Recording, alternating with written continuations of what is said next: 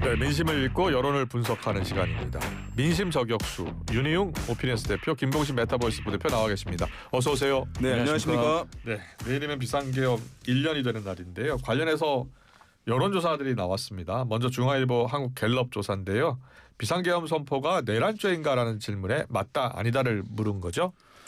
예. 이 조사는 전화면접 조사입니다. 통신 3사 제공 무선전화 가상번호를 활용한 전화면접 조사이고요. 중앙일보과 의뢰해 한국갤럽이 조사를 했습니다. 네. 더 자세한 사항은 중앙선거여론사심위원회 홈페이지를 참조하시면 되겠고요. 내란죄에 해당한다라는 응답이 63입니다. 예. 해당하지 않는다. 29로 나타났는데요. 상당히 좀 높은 비율을 아직도 유지하고 있다. 즉 지난 1년 전 1년 전에도 같은 조사가 있었어요? 비슷한 조사가 있었습니다. 중앙일보 역시 엠브레인 퍼블릭에 의뢰해서 조사한 결과 내란죄에 해당한다가 66 그리고 해당하지 않는다가 29니까 별로 바뀐 게 없습니다. 이렇게 따지면 우리 많은 국민분들 중에서는 이 비상개헌과 관련된 인식이 당시에도 이게 내란이다. 그리고 지금도 내란이다 라고 생각들을 하고 계시고요. 예. 그때가 이제 크게 바뀌지 않았다라는 건데, 물론 이제 이념 성향별로 따지면 조금 차이가 있어가지고요. 보수 성향이신 분들 중에서는 61%가 아니다. 그리고 33%는 내란죄에 해당한다. 이렇게 말씀을 하셨는데 네. 중도 성향이신 분들은 71%가 내란죄에 해당한다. 진보 성향이신 분들은 85%니까 이 보수 성향이신 분들만 분포가 조금 다릅니다. 다만 보수 성향이신 분들이라고 해서 내란죄가 아니다라고 해서 다 몰려 있는 것은 아니고 한 3분의 1 정도는 내란죄에 해당한다 이렇게 보고 계십니다. 네.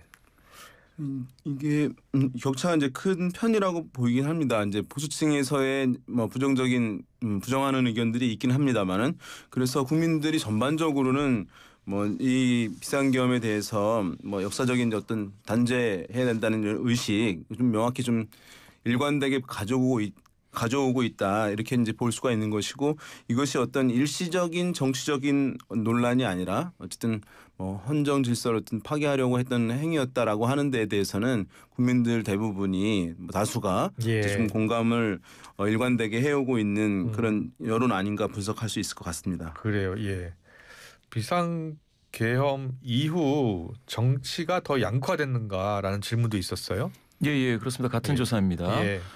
이거는 이제 정확하게 12.3 비상계엄 이후라고 해서 우리 사회가 정치적으로 더 양극화되었느냐라고 했는데 더 양극화되었다가 무려 77%입니다. 그렇지 않다 18%니까 이건 좀 더 양극화됐다가 압도적으로 많은 응답을 받았는데요. 참 재미있는 것은 이게 이념적 균열이나 어떤 지지하는 정당에 따라서 다르지가 않습니다. 그러니까 더불어민주당을 지지하시는 분들 중에서도 79%는 더 양극화됐다. 국민의힘 지지하시는 분들 중에서도 72%가 더 양극화됐다. 그리고 이제 좀 작은 정당이라고 할 수 있는 조국혁신당 지지하시는 분들 87, 개혁신당 지지하시는 분들 82가 더 양극화됐다라고 하고요. 야, 이건 참 무당층이라고 하는 정치적으로 참 관심 좀 덜하신 분들 있지 않습니까? 이런 분들도 75%가 더 양극화됐다 이렇게 말씀하셨습니다. 보수 77, 중도 77, 진보에서 82인데요. 더 재미있는 건 정치적 양극화에 그럼 책임 소재가 어디냐, 이런 문항이 뒤에 있거든요. 여기에서 윤석열 전 대통령이 25%로 가장 많은 응답을 받았고요. 이재명 대통령 10%. 그러니까 이거 좀 차이가 있죠. 정당으로 따지면 국민의힘이 18%, 더불어민주당이 12%라서 지금 지난 정부를 담당했던 윤 전 대통령, 국민의힘 이 정당과 대통령이 더 많은 그 책임 소재를 좀 받고 있습니다. 이게 생각해 보시면은 10년 전 정도까지만 하더라도 정치적 양극화가 라는 표현들을 그렇게 많이 쓰진 않았어요. 그전에는 이제 경제적 양극화 얘기는 많이 했습니다. 빈부격차 등. 최근에는 오히려 더 많이 쓰이는 것 같아요. 정치적 양극화란 표현이. 그리고 실제로 많은 어떤 연구기관들이 대한민국의 여러 분야의 갈등, 어느 게 가장 심각하냐는 전통적인 질문이거든요. 많이 질문을 합니다. 과거에는 제일 높았던 것들이 이제 계급 간 갈등, 그다음에 지역 간 갈등, 이런 것들이 수위를 다퉜습니다. 10년 전까지만 하더라도. 지금은 정치적 이념 갈등이 부동의 1위입니다. 다른 모든 갈등들보다 가장 도드라진 갈등이 정치적 이념 갈등이라는 것이 우리 국민들이 다 받아들이고 있는 상황입니다. 네. 그 사실은 그래서 정치적인 이런 양극화다라고 하는 현상이 최근 10년간 얼마나 이제 강화되었는지 볼 수가 있는 것이고 예. 이것이 지난 이제 12.3 계엄을 통해서 윤석열 대통령의 계엄, 탄핵 이런 과정을 거치면서 더 강화된 것이라고 이제 볼 수 있습니다. 그 전에는 또 우리가 뭐 강경층 얘기를 많이 했잖아요. 예. 극우 극자 이런 얘기는 안 했었거든요. 그래요. 또 지금 굉장히 일상화됐어요. 예. 뭐 극우가 어떻고 이런 부분들이 그러니까 과거와 달라진 점이라고 할 수 있겠고 정치적으로 현상에서 보게 되면 또 10년 전만 하더라도 의회에서요 여야나 어떤 군소 정당이 같이 해서 타협을 이루잖아요. 예. 어떤 원내대표가 타협을 이루잖아요. 굉장히 좋은 협상력을 보여줬다라고 하면서 칭찬하는 미디어의 평가나 국민들 평가가 많았어요. 예전에는요. 예. 요즘에 만약에 그렇게 하잖아요. 비판을 받는데 그래요? 왜냐하면 상대가 적이니까 그럼 적과 내통한 게 되는 거예요. 그러니까 이게 협상력과 정치력을 발휘하는 게 평가를 긍정적으로 받지 못하는 시대가 된 정도인 것이니까 그렇군요. 최근에 얼마나 이 정치적인 극화 현상이 심화된 것인지 여러 가지 이제 징표들이 있다고 할 수 있겠습니다. 그렇군요. 정치라는 게 서로 다른 이해 집단의 균형을 찾아주는 거잖아요. 네. 예. 그런데 더 어려워진 것 같아요. 통상 뭐 정치가 갈등을 해소하는 공간이 돼야 되는데 그렇죠. 갈등을 증폭하는 진원지라는 이제 평가를 최근에는 이제 받고 있다고 할 수 있겠죠. 그래요. 예. 그 정당들이 또 이걸 이용해서 정책 이익을 얻으려고 하는 측면도 있는 것 같아요. 주체자가 말씀하신 데 너무 중요한 부분인데 예. 대중이 변화되는 측면이 이제 한 파트가 있는 것이고 예. 그것만 한다면 이렇게 속도가 빨라지지는 않을 거예요. 근데 이제 이걸 통해 가지고 폭넓게 정치적으로 좋은 평가를 받는다는 것은 힘든 일이고 시간이 걸리는 일이거든요. 그렇군요. 그런데 어떤 고정 지지층에게 어필하는 부분은 최근 이제 미디어 환경들을 이용하면 굉장히 수월한 부분이니까 그거를 정치인들이 본인의 정치적인 이제 재산들 강화하기 위해서 굉장히 더 조장하는 부분이 있으니까 훨씬 더 이제 커진 측면이 미디어 맞아요. 환경 변화와 함께 특정 정치인들이 그걸 더욱더 활용하는 측면들 더해지면서 심화된 것이 아닌가 생각됩니다. 사실 정치 제도 자체가 예. 정당이 이제 양극화되게끔 이제 구성이 되어 있습니다. 그래요? 사실은 제3정당이 싹 트고 이제 발화하고 열매를 맺기까지가 너무 어려워. 지난 20년 동안 우리 사회는 다양한 목소리의 제3정당을 억누르는 정치 제도로 계속 유지해 왔다 이렇게 보시면 되겠고요. 네. 두 번째는 방금 미디어 환경 말씀 주셨는데 정당이 예전에는 자기 목소리가 있었습니다. 당론이라는 게 있고 있었는데 이제는 유튜버 목소리에 따라가기 급급해요. 유튜버가 무슨 얘기하면 당의 홍보 시스템이 큰 정당들이 그래요? 사실상 거의 지금 마비되어 있지 않느냐 이런 평가를 내리고 있습니다. 그래요? 그 이유가 네거티브 캠페인을 하면 돈이 적게 듭니다. 가성비가 뛰어나기 때문에 네거티브 캠페인을 하는 것이죠. 그러다 보니까 혐오를 조장하게 되고요. 그런 정치적 양극화에서 가장 큰 손해를 보는 건 국민입니다. 네. 예. 이게 이제 이거 보면은 사실은 이제 좌우가 있잖아요. 예. 이게 뭐 사실은 어느 쪽이 답이냐 옳고 그름의 문제라기보다는 이제 기능적으로 사실은 바라보면서 네. 왼쪽과 오른쪽이 적정히 논의하고 균형을 하면서 찾을 수 있는 답들이 그렇죠. 있는 것이잖아요. 있죠. 예. 그 가능성 자체가 지금 이제 뭐 완전히 제약돼 버린 그런 상황이라고 할 수 있겠고 몇 번 말씀드리긴 했습니다만은 과거에는 어쨌든 내가 좋아하는 정치인, 좋아하는 정당이 있으면 그 감정을 표출하는 정치적 흐름들이 있었는데 네. 최근에는 이 흐름보다는 일단은 적을 만들고요. 내가 싫어하는 곳, 정말로 저기는 존재해서는 안 되는 곳을 선정을 한 다음에 예. 그 세력을 또 그 인물들을 막을 수 있는 인물은 일을 잘하거나 못하거나 착하거나 착하지 않거나 상관없이 지지를 해주는 거예요. 그래요. 예. 그러니까 어떤 비호감과 증오, 혐오가 기반에 작동하는 그런 현상들이 좀 심화된 것 같습니다. 네. 자, 22.3 계엄 관련해서 비상계엄을 만든 우리 사회 문제는 무엇이냐라는 질문도 있었어요. 예, 같은 조사입니다. 중앙일보 한국갤럽 조사인데요. 여기서 비상계엄이 우리 사회에 미친 문제점. 그랬더니 가장 많이 나온 것은 정치사회적 분열 심화. 이게 27인데요. 네. 민주주의 가치 악화가 26이니까 두 개가 되게 비슷합니다. 예. 경제적 불확실성 심화가 19, 국제적 신인도 하락이 13인데 이게 지지하는 정당으로 따졌을 때 더불어민주당 지지하시는 분들은 38%가 민주주의 가치 악화라고 했습니다. 그런데 국민의힘 지지하시는 분들 중에 26%가 정치 사회적 분열 심화라고 했는데 국민의힘을 지지하시는 분들 중에 24%가 모르겠다라고 응답을 하셨습니다. 그래요. 예.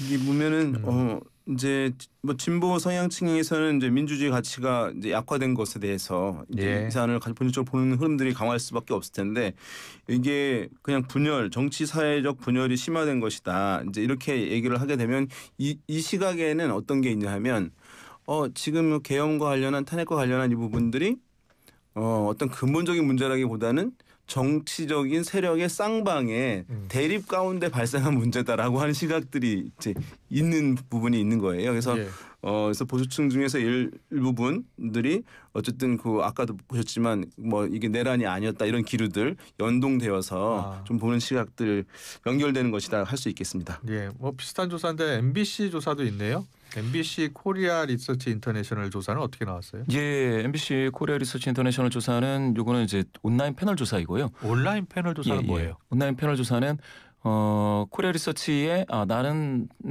그쪽에서 조사를 하는 것을 나는 응답을 받겠다라고 이제 미리 등록해 있는 그런 사람들을 대상으로 조사를 합니다. 그래요? 그리고 이 내용은 이제 선거 문항이 없어서 중앙선거론사 심의위원회 홈페이지에서는 보실 수가 없고 MBC 홈페이지에서 보실 수가 있습니다. 여기서 이제 이렇게 물어봤습니다. 작년 비상계엄 선포가 내란에 해당하느냐? 해당한다. 그러니까 69입니다. 내란에 해당하지 않는다. 24. 이렇게 따지면은 국민 10분 중에 7분이 내란에 해당한다. 이렇게 보시고 계십니다. 그러니까 사실 비율이 상당히 높은 비율이죠. 그렇게 따지면은 지금도 아직도 앞서 한국갤럽 조사에서도 비슷한 비율이 나왔었는데 60%대였죠.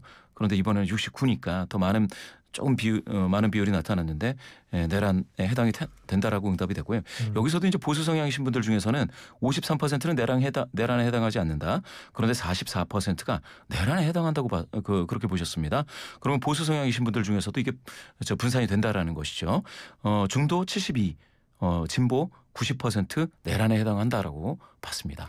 이게 이제 쭉 소개를 해드렸는데 일관된 방향성이 이제 확고하게 있는 것이거든요. 이 정도면은 7대3 정도의 비율이 있는 것이고 정치적으로 이제 연관된 사안인데 7대3이 나온다. 라고 하면 사실은 종결된 것입니다. 국민적 인식 차원에서는. 물론 이제 극화 현상이 심화되어서 일부에서 약간 다른 흐름들이 있지만 전체 결과를 이제 우리가 봐야 되는 것이니까요. 그런데 이런 상황에서 불구하고 지금 만약에 이제 뭐 야당에서 국민의힘에서 이 부분을 아직 해소하지 못하고 가져간다는 것은 사실은 국민들이 인식이 생각이고 마음이기 때문에 바뀔 수 있다라고 생각하지만 아까 보셨죠. 지난 계엄이 있었을 때 직후 조사하고 지금하고 1년 뒤 조사하고 비슷하게 나왔잖아요. 그러니까 날씨의 변화는 있는 거예요. 날씨의 변화는. 근데 기후 변화는 잘 안 이루어지는 거거든요. 그러니까 큰 줄기 거대한 흐름들은 대중 인식이 큰 변동이 없어요. 우리가 이제 보게 되면 남북 관계 관련해 가지고도 여러 조사들이 있는데 뭐 긴장 완화를 가야 되냐, 평화 관계로 가야 되냐, 아니면 대륙 강화 방향으로 가야 되냐 질문하게 되면 당연히 긴장 완화, 평화 관계로 가야 한다는 게 없잖아요. 그런데 그때 어떤 사건들이 있어요. 북한이 지금 도발을 했는데 어떻게 해야 되냐. 강경하게 대응해야 된다. 이때는 답이거든요. 그러니까는 이런 걸 보고 우리 강하게 하면 돼. 세게 하면 돼. 라고 생각하실 수 있는데 큰 기저에 흐르는 물줄기는 큰 처음에랑 이후랑 변동 없이 되게 흐르는 것이 있고요. 그 안에 이제 날씨와 같이 어떤 사안들에 따라서 이거 좀 불공정한 거 아니야, 문제 있는 거 아니야라고 하는 부분들이 있을 수 있는 것인데 이걸 가지고 국민들의 근본 지금 정서다, 여론이다라고 생각해서 이 내란이 아닌 것을 증명한다거나 지금 이렇게 하는 것은 이게 바뀌기 힘든 것이거든요. 그래서 이 조사 결과들 1년 전 거, 지금 거, 이번에 나온 것들 좀 감안을 해서 정치적인 판단들 정당들이 하면 어떨까 싶습니다. 이게 1년이 됐지 않습니까? 이게 내란 전담 재판부 설치에 대해서 여권에서 이제 주장이 있었지 않습니까? 그런데 이게 처음 나올 때는 그다지 수용도가 좋지가 않았습니다. 현 재판 분야, 내란 전담 재판 분야가 비슷하게 나오기도 했는데 이 갤럽 조사에서 이걸 비슷하게 또 물어본 게 있습니다. 현재 12.3 비상계엄 및 내란 의혹 사건에 대한 재판 진행 중인데요. 두 가지 의견에 무엇을 공감하느냐 이렇게 물어봤을 때 현 재판부를 통해 재판을 계속해야 설치해야 된다가 37에 머물렀습니다. 그런데 내란 전담 재판부로 설치 이관해야 된다가 46이에요. 예. 이 같은 조사에서. 그럼 이건 9%포인트 격차 아니겠습니까? 네. 그럼 이거는 이제 5.1을 넘어선 격차로 지금 내란 전담 재판부 설치 이관 쪽으로 여론이 또 움직이고 있다라고 본다면 아니 이게 13 개헌 1년을 지금 바로 이제 내일이 아니겠습니까? 네. 이 상황에서 민심은 좀 더 빨리 해결을 하기 위해서 내란 전담 재판부를 설치해야 된다라는 여권 입장을 오히려 그쪽으로 좀 더 흘러가고 있다. 요게 하나가 있고요. 예. 또 포인트가 또 하나 있는데 이거는 뭡니까? MBC KRI 조사에서는 이런 걸 또 물어봤습니다. 이렇게 물었습니다. 현재 국민의힘 지도부가 윤석열 전 대통령 강성 지지층 극우 세력과 연대하여 여전히 내란과 절연하지 못하고 있다는 의견이 있는데요. 여기에 대해서 이 행보에 대해서 어떻게 생각하느냐고 했더니 문제가 있다. 70%가 나왔습니다. 네. 그러면은 국민의힘은 13 개헌 1년이 지나도록 아직 이 부분에 대해서 분명하게 좀 뭐라고 해야 될까요? 딱 부러지게 뭔가 절연을 한다거나 이 손절을 한다거나 이게 좀 없었다라는 것이죠. 보수 성향이신 분들 중에서도 53%가 문제가 있다라고 봤습니다. 그렇군요. 예. 아까 내란 전담부 설치 관련해서 여론이 이제 필요하다라고 하는 의견이 높아졌다고 말씀하셨잖아요. 예. 원래 대한민국 국민들은 사법 이슈와 관련한 것들은 매우 보수적으로 응답하는 이제 성향이 강했던 것이거든요. 네. 근데 지금 최근에 보게 되면 이제 이런 흐름들 변화되는 흐름들을 좀 결과들이 좀 나오고 있어요. 검찰 등 법원에 대해서 그만큼 이것은 이제 아까 말씀하신 대로 빨리 이것이 제대로 좀 종결을 했으면 좋겠다. 과거에 우리 역사적 경험들이 있었으니까 그 했으면 좋겠다는 기류가 반일 테고 나머지 반은 어쨌든 검찰과 법원까지 해서 이 사법 영역에 대한 불신들이 좌우를 막론하고 진보와 보수를 막론하고 상당히 좀 강화된 흐름도 그렇게 변화된 여론들에 좀 영향을 주는 기반이 아닌가 생각됩니다. 그렇군요. 예, 잘 들었습니다. 이 우리가 이제 매주 대통령 지지율을 살펴보는데 국정수행 지지도죠. 이재명 대통령 국정수행 지지도로 넘어가겠습니다. 지난주 금요일 나온 한국갤럽 조사는 어떻게 나왔습니까? 예, 한국갤럽 자체 조사이고요. 지난주 화수목 조사를 했습니다. 역시 통신 3사 제공 무선전화 가상번호에서 전화 면접 조사로 진행이 됐는데요. 네. 대통령 직무 수행 잘하고 있다. 긍정률이 60%로 유지가 됐습니다. 그러면 이거는 한 2개월 전에 54%로 최하치를 찍은 후에 한 달 전에는 63%로 또 전고점을 형성했다가 살짝 빠지는 게 무엇이냐면 대장동 사건 관련해 가지고 검찰 항소 포기 사건으로 4%포인트 빠졌었거든요. 그런데 60%로 회복하고 또 60%가 반복돼서 나와서 횡보를 해서 대장동 사건 검찰 항소 포기와 관련된 그 언론에서 좀 무게 있게 다뤘었는데 이게 대통령 긍정률에 하방 요인이 되지 못했다. 이렇게 분석이 되고요. 부정률은 31%니까 직전 30% 대비 1%포인트 높아지는 정도에 그쳤습니다. 이 정도였고요. 이 이유가 그러면 왜 이렇게 나타났느냐라는 것을 봤을 때 긍정평가시는 602분에게 자유응답식으로 물어봤을 때 외교 때문에 긍정한다는 응답이 무려 9%포인트 많아져서 43이 됐습니다. 참 대단히 높은 비율이죠. 이렇게 따지면. 어떻게 긍정하시는 분들 중에 43%. 게다가 에이펙 성과, 관세 협상 타결 그리고 핵 추진 잠수함 승인이 각각 1%로 이거 다 합치면 46입니다. 그렇게 따지면은 긍정하시는 분들 중에 한 절반 정도는 외교다. 엄청 세게 지금 작용하고 있고요. 그런데 부정평가하시는 분들 중에서 외교를 이유로 대시는 분들은 5%에 불과합니다. 더구나 부정평가하시는 분들은 308명으로 더 적죠. 여기에서 이제 본인 재판 회피 12%, 검찰 대장동 사건에 대한 검찰 항소 포기 압박이라고 인식했을 때 이게 6%인데 직전 조사 대비 5%포인트 낮아졌습니다. 낮아진 걸로 지금 보셔야 되겠고요. 그렇게 따진다면 지금 검찰 항소 포기는 별로 이슈가 더 되고 있지 못하고 경제 민생이 5%포인트 많아져서 14가 됐는데 이거는 그래요. 특별한 이슈에 따라서 나는 부정한다. 이게 나타나지 않으면 대부분 사람들은 민생이 어려워요. 그러니까 힘든 이유, 부정평가하는 이유를 민생으로 말씀하시는 경우도 있겠는데 지금은 이게 5%로 갑자기 올라가서 14가 됐다. 요거는 계절적 요인이 있는지 아니면 일반적으로 그렇게 응답을 하시는지 추워져서 그런 건지 이런 것들을 정부에서는 파악할 필요는 있겠죠. 지금 이제 60% 잘하고 있다는 긍정평가 60% 나오잖아요. 그러니까 어떤 분들은 이 정도 성과인데 60% 좀 적은 거 아니야라고 하시는 분들이 있어요. 이제 과거 제가 봤을 때도 최근에 있었던 성과들을 한다면 더 높아질 수도 있을 텐데 그런데 아까 우리가 앞에 부분에서 쭉 얘기했던 것들이 정치적인 양극화 현상이 매우 심화됐다라고 얘기를 하잖아요. 예. 그것에 기반하면 이제 높은 수준이라고 볼 수 있는 거예요. 왜냐하면 뭐 양쪽 진영들 지지층 뭐 맥시멈 하면은 뭐 40% 한 중반대 될 수 있는 것인데 그것을 이제 뛰어넘는 수준으로 나오고 있는 것이니까 그래서 그 세부적으로 보게 되면 연령대에서 다 뭐 고연령층에서도요. 60대 70대 이상에서도 긍정평가가 높은 흐름들 보여주고 있거든요. 예. 그러니까 세대와 상관없이 이제 높아지는 흐름들이 있었고 과거에는 자영업층 하면 굉장히 보수층이라고 했거든요. 근데 자영업층에서도 잘한다고 하는 비율이 57%가 나오는 것이니까 그리고 심지어 보수층에서 36%가 그러니까 10명 중 4명에 가까운 비율이 이재명 대통령이 국정 운영을 잘한다라고 얘기를 하고 있는 것이니까 최근에 어쨌든 이런 평가는 이재명 대통령 측에서는 봤을 때는 이념적으로 평가받는 부분보다도 예. 어떤 성과에 의해서 좀 뭐 실리적으로 평가를 받는 국민들한테 그런 국면들을 일정 부분 해내고 있는 점을 조사 결과들에서 좀 확인이 되고 있습니다. 그렇군요. 예, 지역별로도 좀 살펴주세요. 연령별대로 아까 잠깐 짚어주셨는데. 예, 지역별로 봤을 때 긍부정을 봤을 때 예. 방금 말씀 주신 것처럼 전 지역에서 긍정 평가가 다 높은 비율로 나타났는데요. 네. 제가 봤을 때 심지어 이제 TK 대구 경북에서도 긍정이 46, 부정이 40입니다. 이렇게 따지면은 지금 긍정 평가가 부정 평가 이거 오차범위 이내일 텐데 예. 그래도 높게 나타났다라고 볼 수가 있겠고요. 또 부산, 울산, 경남에서도 긍정 평가가 60, 부정이 25입니다. 이렇게 따지면 부울경에서는 긍정 평가 상당히 높은 비율이죠. 예. 60대에서 아까 말씀 주셨는데 59대 33으로 긍정 높잖아요. 이게 직전 조사보다 긍정이 10%포인트 높아진 겁니다. 60대에서. 그러니까 묘하죠. 60대가 사실 캐스팅 보트를 쥐고 있는 사람들이 많다 이렇게 봤는데 예. 갑자기 이게 높아지고 이렇게 된다라는 것은 아마도 제가 봤을 때 외교라든지 이 국격 문제 있지 않습니까?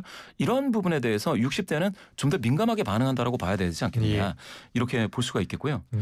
또 이제 주관적인 계층 그 중거감에서 나는 하층에 속한다는 분들 중에서도 긍정은 10%포인트가 좋아졌습니다. 그러면은 이게 뭔가 정부 우리가 이제 잘 알지 못하는 정부 정책 복지 정책 중에서 영향을 미치는 게 일부 있을 수 있겠다라는 것을 짐작할 수 있습니다. 그래요. 즉 과거에 보게 되면 대통령 평가는 예. 대통령이 이제 일을 잘하냐 못하냐가 영향받는 게 제일 크긴 한데요. 네. 또 한 가지 중요하게 영향 주는 부분이 뭐냐 하면 사실 야당이 그것에 대해서 공격을 하잖아요. 그것은 야당이 신뢰를 얻고 있을 때 그 비판을 하게 되면 그것에 영향을 받아서 저건 참 못하는 거 맞지라고 생각하는 국민들이 많아지거든요. 예. 과거 역대 대통령 사례들을 보게 되면 그 현상이 있거든요. 근데 지금은 그것은 그 없는 혜택을 제가 봤을 때 여당이나 이재명 대통령이 누리고 있는 것 같아요. 그러니까 야당이 사실은 공세할 수 있는 어떤 지금 내부 상황들이라든가 이런 부분들 때문에 그런 공세도 사실은 날카롭지 못한 상황이고 아까 보셨지만 어떤 국민적 신뢰 충분히 아직 충분하게 회복되지 않은 상황이잖아요. 그런 측면이기 때문에 좀 더 어떻게 보면 반사 효과를 누리고 있다 이런 말씀하시는 것 같아요. 그런 부분도 이제 있지 않나 생각됩니다. 그렇죠. 근데 3년 전을 비교하면 이게 사실 비교하기가 좀 그렇긴 한데 2022년 11월에는 그때는 대통령 그러니까 윤석열 대통령 긍정률이 24까지 빠졌습니다. 그때는 같은 외교 현장이었죠. 근데 바이든 날리면 논란이 있었습니다. 예. 근데 이번에는 이제 그런 논란이 없다 보니까 이게 야권은 약간 깝깝할 것 같아요. 사실은 여권에서 무슨 실수가 있고 실책이 나오고 자책골이 나와야 이게 좀 회복이 되는데 그렇지 못한 부분도 있습니다. 리얼미터 조사는 어떻게 나왔습니까? 그러면. 예. 예. 리얼미터 조사도 나왔는데 이 리얼미터 조사는 이제 아시다시피 이제 ARS 조사이지 않겠습니까? 네. 그리고 정당이 아닌 대통령 국정수행 평가는 5일 조사를 합니다. 24, 25, 26, 27, 28까지 5일을 조사를 해서 샘플을 좀 크게 잡게 됩니다. NH경제신문 의뢰로 조사했고 오늘 소개드린 모든 조사는 중앙선거여론조사심의위원회 홈페이지를 참조하시면 되겠는데요. 네. 여기에서 대통령 국정수행 평가가 54.8입니다. 그러니까 55 정도 나왔죠. 네. 대답이 60 정도 나왔는데 그러면 고관여자들이 양쪽 정당 고관여 지지하시는 분들이 많이 모이는 데에서는 긍정률이 한 5 정도 낮구나 이렇게 보실 수 있겠습니다. 예. 그런데 여기서 하나 더. 부정률은 40.7입니다. 부정률은 40.7이면 41 정도지 않습니까? 예. 아니 그러면 전화 면접에서는 31이었는데 여기서는 41 정도라고 한다면 부정률은 10%포인트가 더 ARS에서 더 많이 나온다. 이 얘기는 하위층이 있는 거 아닌가 이렇게 볼 수가 있죠. 예. 사람 전화 면접관한테는 내가 대통령 못한다고 얘기하기 어려운데 그래요? 전화에 이렇게 누르는 걸로는 내가 못한다라고 누를 수 있는 분들이 있다라는 겁니다. 약간 이제 어떤 정치적으로 굉장히 이제 예민하신 분들 좀 ARS 조사를 고관여층이라고 네. 보면 돼요. 정치 고관여층? 그렇다고 이제 많이 이제 얘기를 합니다. 그렇게들 하던데. 근데 예. 아마도 이제 정치적인 부분에 대해서 좀 영향도가 큰 특성을 좀 보이는 측면이 있을 텐데요. 그래서 아마 한덕수 전 총리 뭐 15년 구형이라든가 추경호 국민의힘 의원 체포동의안 국회 통과 뭐 이런 사안들 아마도 좀 영향받는 부분들이 있지 않았을까 생각됩니다. 네. 이번 주 보내고 다음 주는 어떻게들 전망하세요? 이재명 대통령 국정수행 평가는? 이 기조가 계속 유지될 것 같습니까? 어떻게 보세요? 제가 봤을 때는 국정이 지금 그러니까 여야 간에 있어서의 갈등의 영향을 비교적 안 받고 있는 상황입니다.